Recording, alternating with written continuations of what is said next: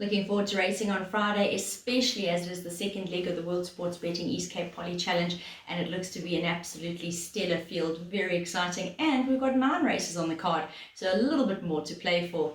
We start off in race 1, which is a maiden plate over 1,000 meters, and here my selections are 5, 4 and 6. So coming out tops for me is the likes of Paris Opera. I am taking a bit of a chance on her because she has been expensive to follow, but she is at least holding form, and I think it's very interesting that she's going to be trying the blinkers for the first time as well as the poly. So I'm going to hope that she can make it a case of 5th time is the charm. I think she has her stable companion Carmela to really give some respect to. She has really found form in her last 2 runs, is holding it well and knocking at the door.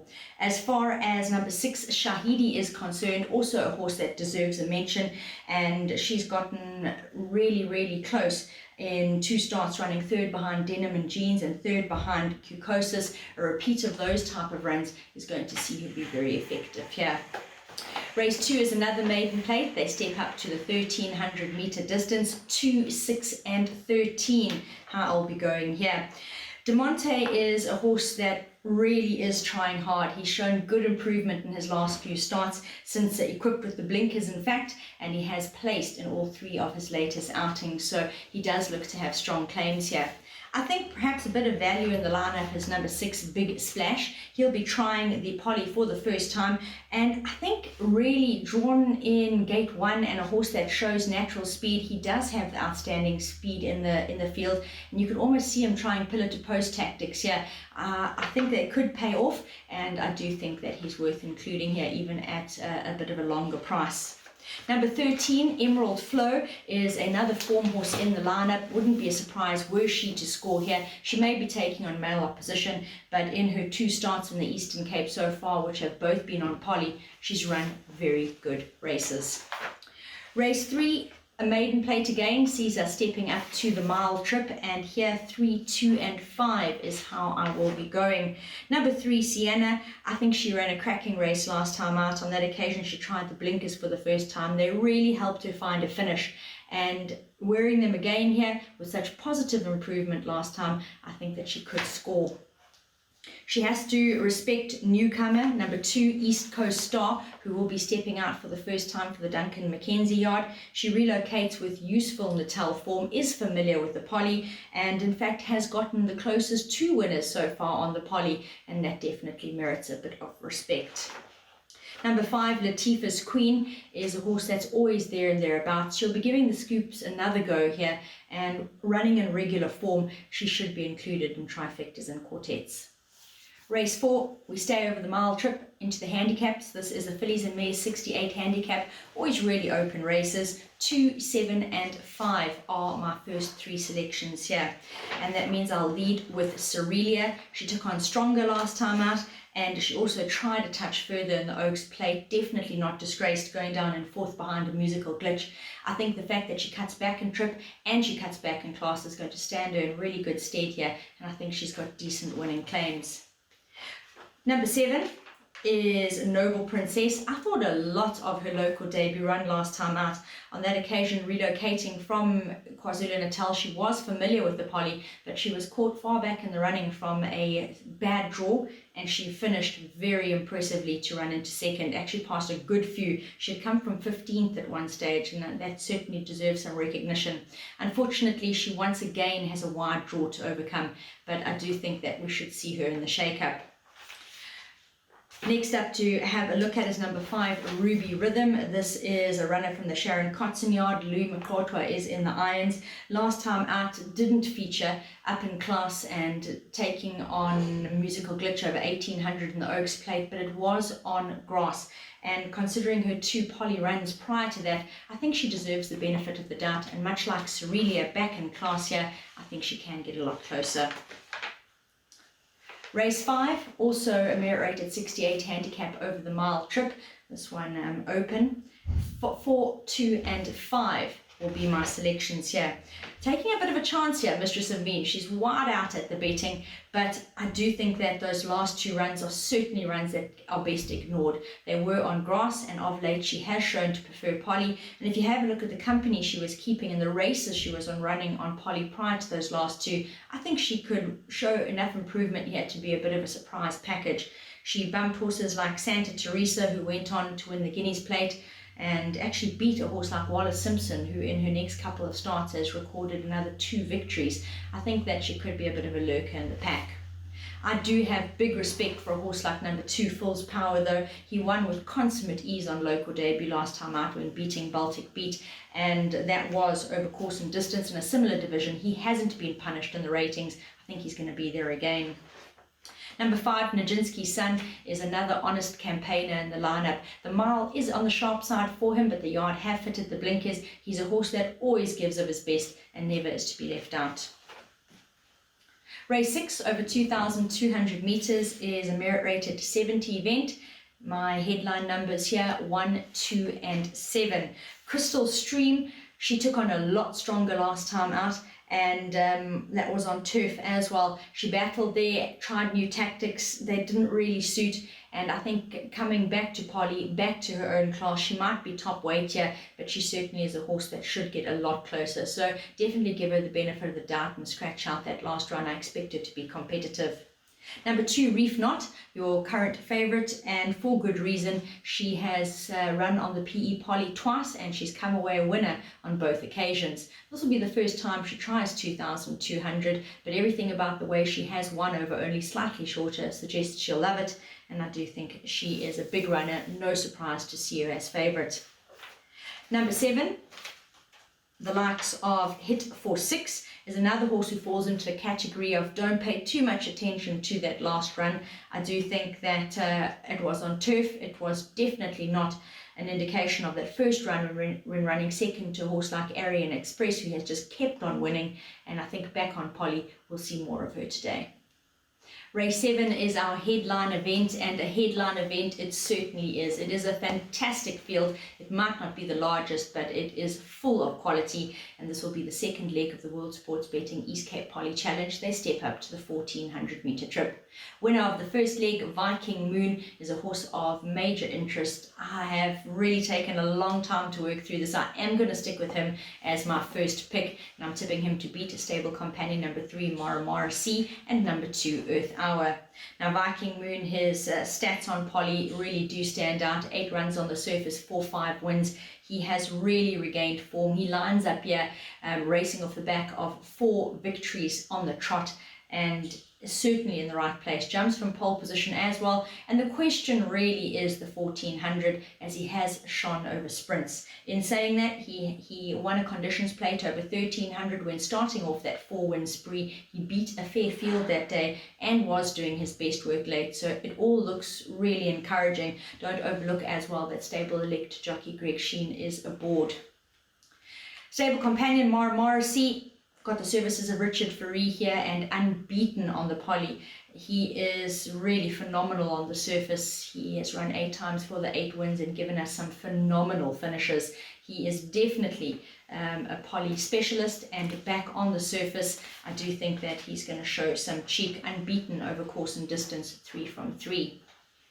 Number 2, Earth Hour, certainly a horse that can't be overlooked. This fellow really runs on absolute heart, and he's put in some stellar performances. On paper, there's very little between him and Mara C, and it really could come down to luck in the running.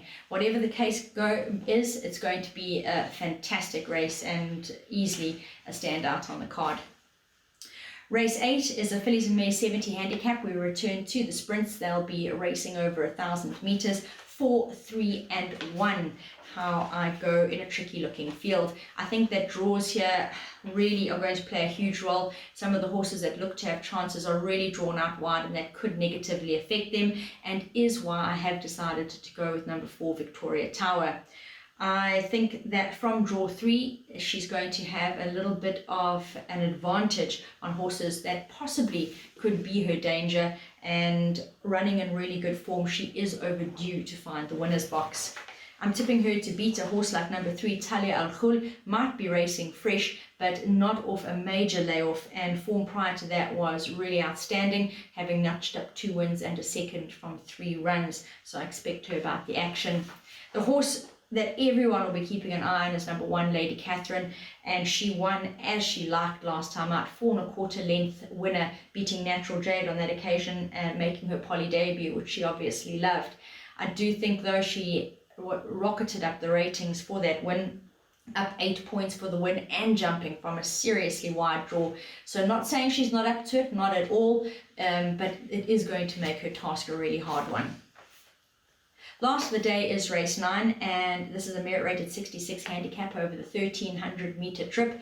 10, 5 and 1 will be my selections for the last of the day. Radiant Love makes his local debut. There's a lot to like about him. He will be debuting on Poly, but he is taking on weaker than he has met of recent back in the Cape, where he was running to fair form, and he's fallen really well in the ratings. He will need a bit of luck from a wider draw, but I do think we should see him be very competitive here. Number 5, Frankie Two Shoes, probably would prefer a touch further, but he's running in some really good form at the moment. Last time out, not his best effort, but it was in the yielding going. I'm prepared to forgive him because prior to that he was running in some really consistent and useful form. So don't pay too much attention to that last run. He can definitely do a lot better. Number 1, Rimini will have her first start for the Greyfyard. Fair run last time out when still under Candice Bass Robinson. She'll be trying a tongue tie and the Poly for the first time, and she's got the type of form that could see her run into trifectas and quartets. Having 9 races, our PA will get underway in race 3, which is a maiden plate over the mile trip. And here I have gone in with 3 selections, all 3 of my first choices, in the way of number 2, East Coast Star, 3, Sienna, and number 5, Latifah's Queen.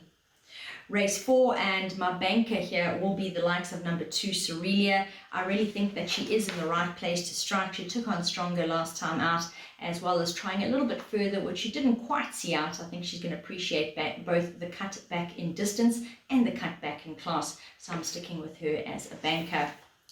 In race 5, moving into merit rated 68 handicap, which is over the mile trip, go a little bit wider, also including 3 horses here, all 3 of my first selections, namely Fool's Power, Mistress of Means, and the likes of number 5, Nijinsky's Son. So that is numbers 2, 4 and 5.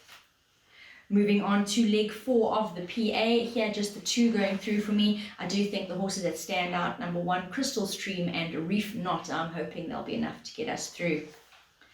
As far as the feature of the afternoon, also 2 horses going in, the stable companions, number 1, Viking Moon, and number 3, Mara Morrissey. I do think that if we can't get through the PA with those 2 horses, we're going to battle to catch it. So yeah, I'm hoping they're going to be enough to get us through.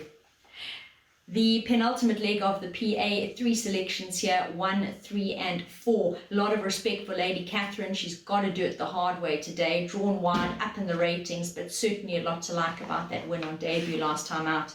Horse like number 3, Talia Al Khul, and number 4, Victoria Tower can make her life difficult, and I do think they've got winning chances as well. Last leg of the PA, I'll finish up with numbers 1, 5 and 10, also my first 3 selections, and they are Rimini and Frankie Two Shoes and newcomer Radiant Love. So that is my PA, and that comes in at a total of 324 Rand.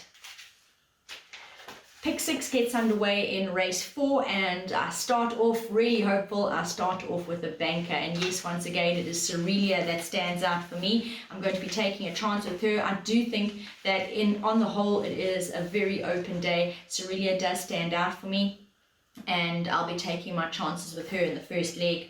As far as race 5 is concerned, I go in with the PA numbers of 2, 4, 5, and further back up with the likes of number 1, Mary Lee, who is at best on Poly, number 6, Turn It Up Harvey, who's never far back, number 7, Falling For You, also been thereabouts of late, and number 9, Arabian View, who could show significant improvement back on Poly, all horses that have the potential to pop up and find that winner's box. On to race 6, leg 3 of the pick 6, and here to the PA numbers of 1 and 2, Crystal Stream and Reef Knot. I will include number 3, Take the World, who I do think is better than what his last 2 runs suggest. They have been on grass. I think he's going to really enjoy being back on poly and could be a bit of a lurker. Number 7, Hit for 6, is also better than her last run and also a horse that should enjoy being back on poly. And number 9, Clover Club, had valid excuses with a bad saddle slip last time out. Expect better from her. The World Sports Betting East Cape Poly Challenge Leg 2 over 1400. 3 horses for me here, and they are Viking Moon, Earth Hour and Mara Mara Sea. So in the PA I had the 2 horses, Viking Moon and Mara Mara Sea, but I do think that Earth Hour deserves a lot of respect as far as that win is concerned, and I have included him as well. Race 8, PA numbers of 1, 3 and 4 go in. I top up the pick 6 with just 1 extra horse, and that is number 14, Valeriana. Speedy horse, always about the action. She does have her work cut out for her jumping from the widest draw of all, or a wide draw, shall I say. And I just think with a bit of luck in the running, though, certainly has the ability to find the winner's box. Last of the afternoon, numbers 1, Rimini, 5, Frankie Two Shoes, and 10, Radiant Love were my PA horses. They go into the pick 6, and I further boost it with the likes of number 4, I Love Mumbo, who is at best on poly, and also follow up with number 12, Eurostorm, who had excuses for his last and his previous form proves that he's very well capable of popping up to surprise, so in he goes as well. The pick 6 comes in for a total of 2,100 Rand, and the jackpot mirrors the inner legs of the pick 6 and will come to a total of 420 Rand, so no changes there.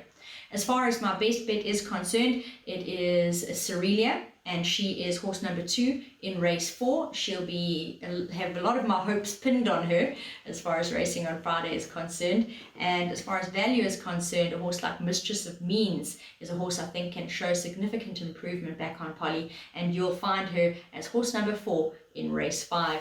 Looking forward to a good day's racing, and really looking forward to the second leg of the World Sports Betting East Cape Poly Challenge. Hope you have a good day's racing too.